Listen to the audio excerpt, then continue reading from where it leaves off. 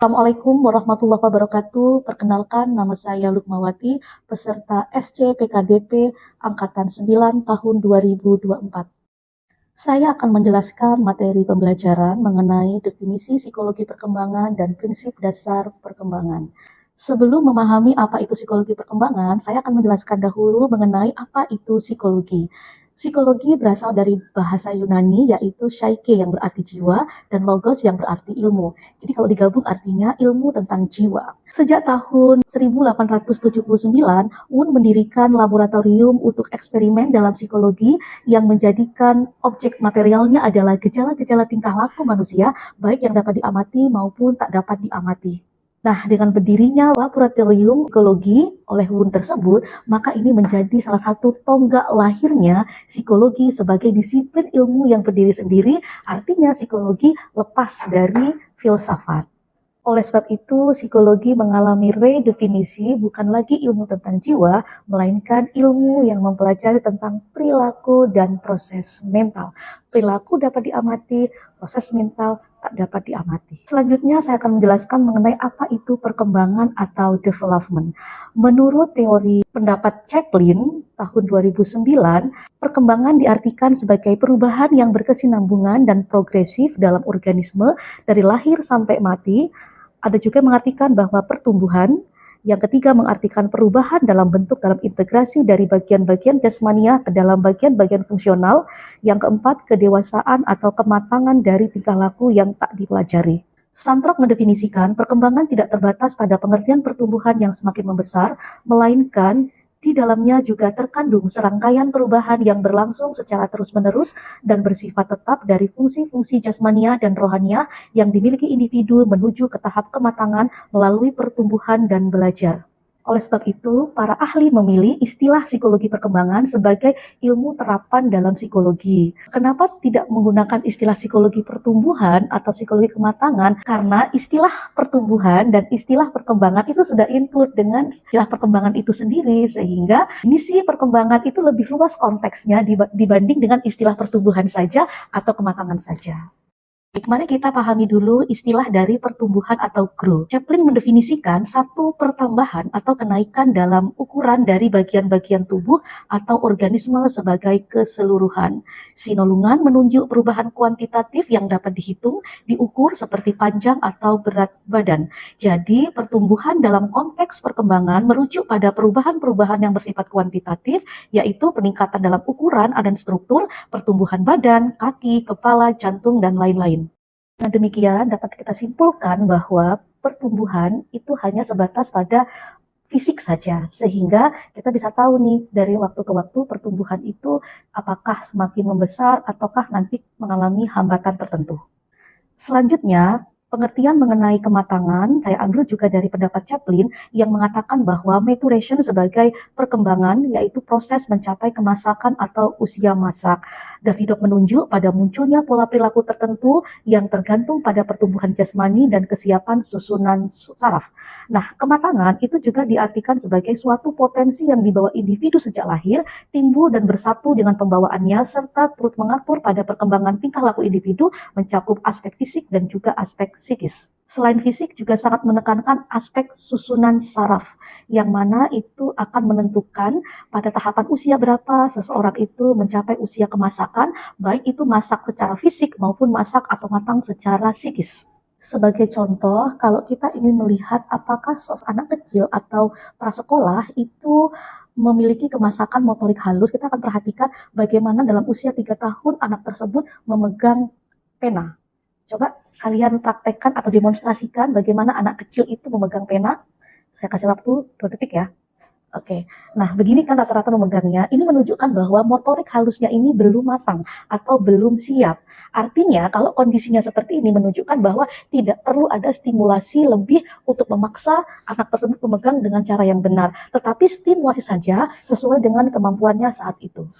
Kalau kita rangkum definisinya adalah psikologi perkembangan, yaitu cabang dari ilmu psikologi yang mempelajari secara sistematis perkembangan perilaku manusia secara ontogenetik, yaitu mempelajari proses-proses yang mendasari perubahan-perubahan yang terjadi dalam diri, baik perubahan dalam struktur, jasmani, perilaku, maupun fungsi mental manusia sepanjang rentang hidupnya atau lifespan yang biasanya dimulai sejak masa konsepsi hingga menjelang kematian. Saya akan jelaskan 12 prinsip perkembangan menurut Santrop. Yang pertama ada normatif, non-normatif, ada stability change, ada maturation learning, ada continue discontinue, ada nature, ada nurture, dan juga ada aktif pasif. Dalam rentang perkembangan kita, sesungguhnya kita sudah mengalami atau menjalani 12 prinsip tersebut, hanya saja kita nggak menyadari itu. Prinsip itu kita rasakan dari mulai kehidupan awal, yaitu masa konsepsi, hingga nanti menjelang kematian.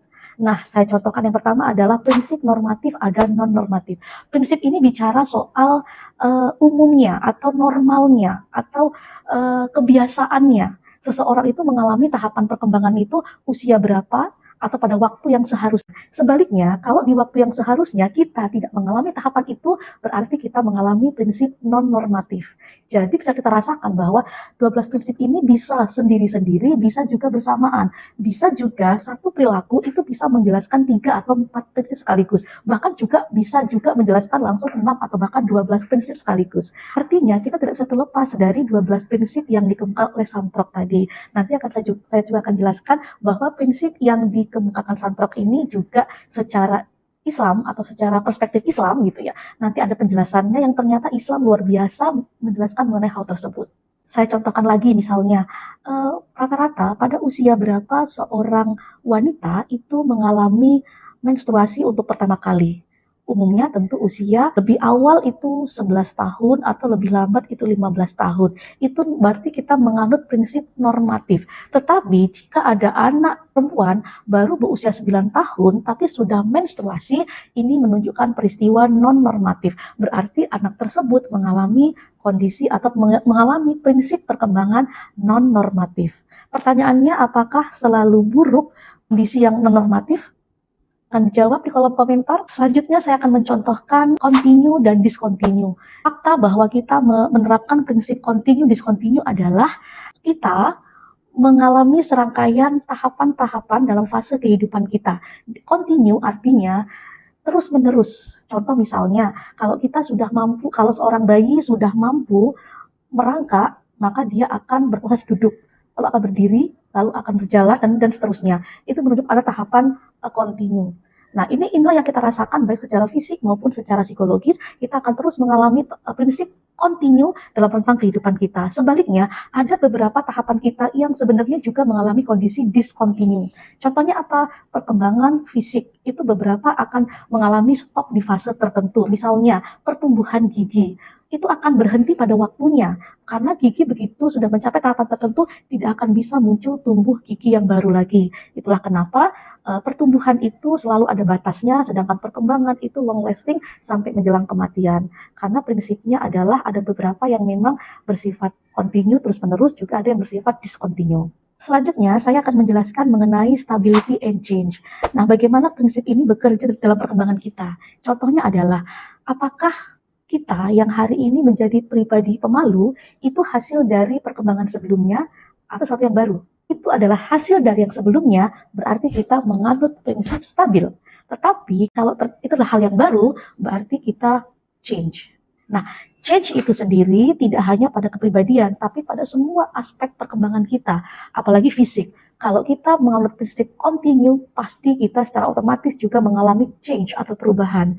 Perubahan dari besar ke kecil, perubahan dari yang baik ke buruk dalam perkembangan kita, itu juga bagian dari prinsip perkembangan itu sendiri.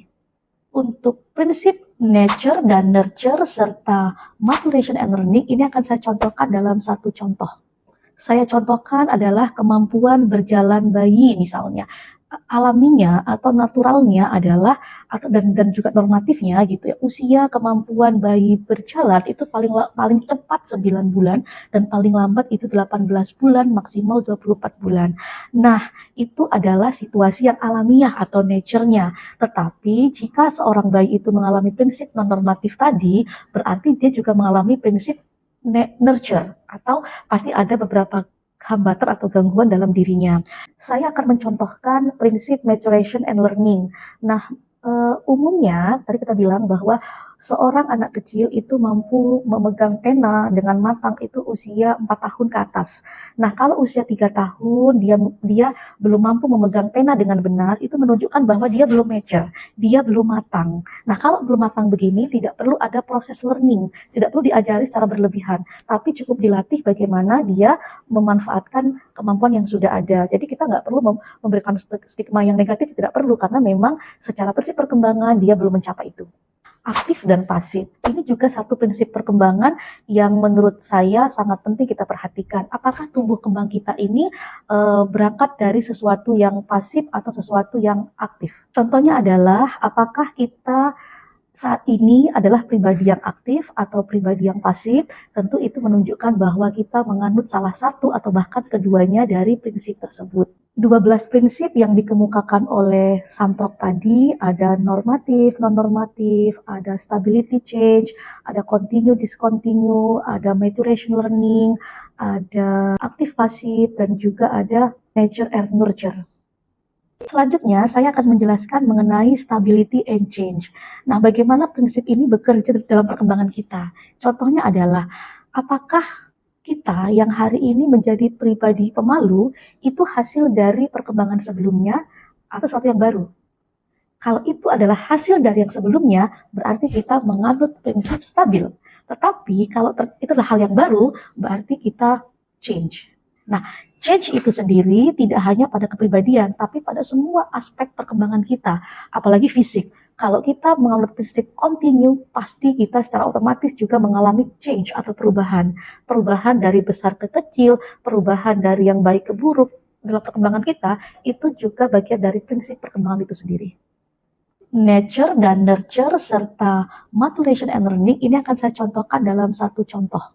Saya contohkan adalah kemampuan berjalan bayi misalnya.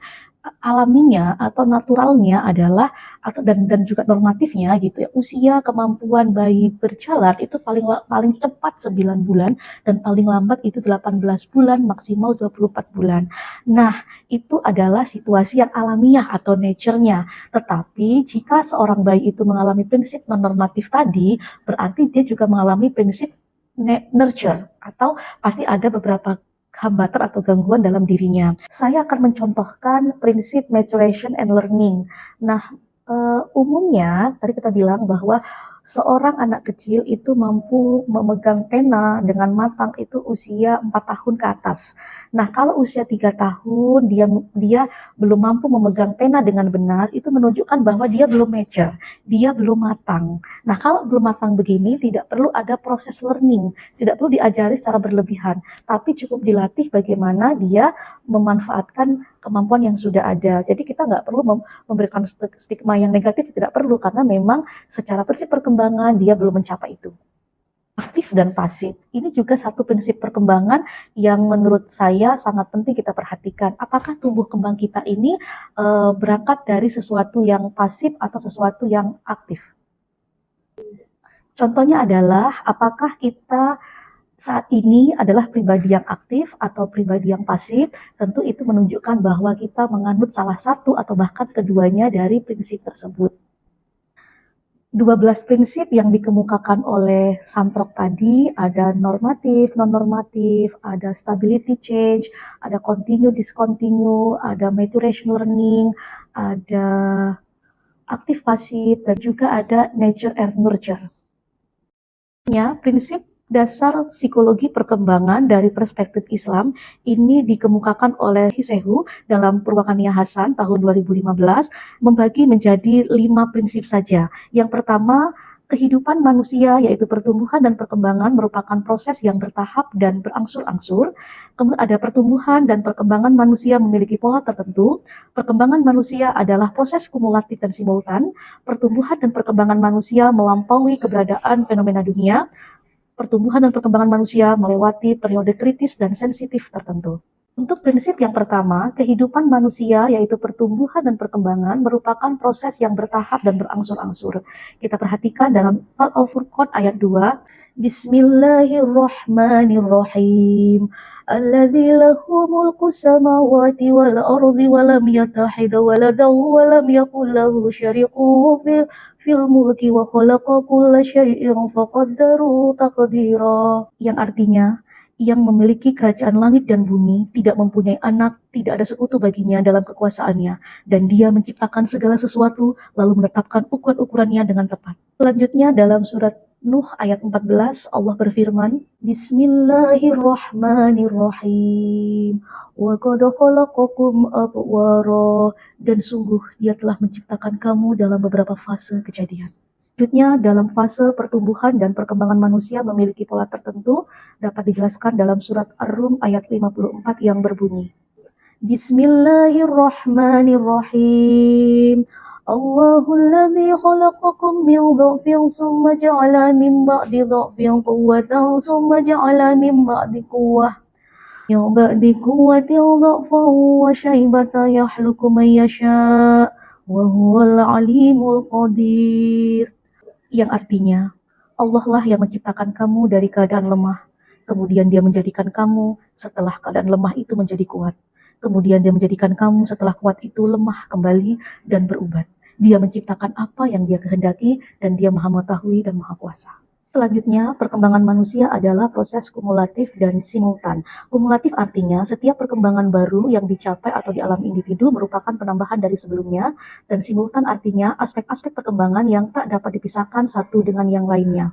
Untuk prinsip yang ini, tugas kalian adalah mencari ayat mana yang menggambarkan mengenai bahwa pertumbuhan dan perkembangan itu bersifat simultan dan kumulatif tadi.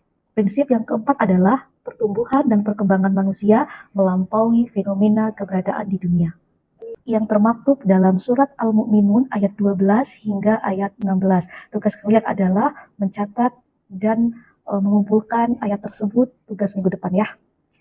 Yang kelima adalah pertumbuhan dan perkembangan manusia melewati periode kritis dan sensitif tertentu. Periode ini menunjukkan bahwa perkembangan lebih awal atau periode lebih awal dari perkembangan itu menunjukkan kondisi atau situasi yang lebih kritis, lebih sensitif dibanding perkembangan selanjutnya. Contohnya adalah masa bayi tentu lebih kritis, lebih sensitif dibanding masa prasekolah. Masa prasekolah lebih kritis, lebih sensitif dibanding masa anak-anak dan juga masa remaja dan seterusnya. Nah, selanjutnya adalah Anda mendapatkan tugas mingguan dari saya, yakni mencari dan menuliskan ayat-ayat psikologi perkembangan, baik yang sudah saya sampaikan tadi maupun yang belum saya sampaikan. Ini dikumpul minggu depan dengan menggunakan kertas A4 dan wajib ditulis tangan, baik ayatnya maupun artinya. Demikian materi yang dapat saya sampaikan. Jika ada pertanyaan, jika ada masukan, jika ada kritikan, silakan komen di kolom komentar dan saya akan merespon dengan sebaik-baiknya, baik itu pertanyaan, masukan, ataupun kritikan dari materi yang telah saya sampaikan. Terima kasih. Assalamualaikum warahmatullahi wabarakatuh.